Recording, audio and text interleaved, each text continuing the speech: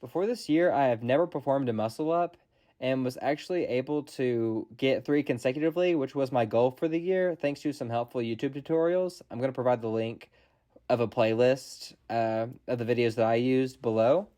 This was an 8-month journey for me, and I trained only once a week to acquire this goal. And as you can see, I use swinging muscle ups. As I progress in my training, I'd like to use more strict muscle ups. But I just wanted to give everyone a progression list of what was helpful to me, split it up into different categories, and then rank the progressions from easiest to most difficult.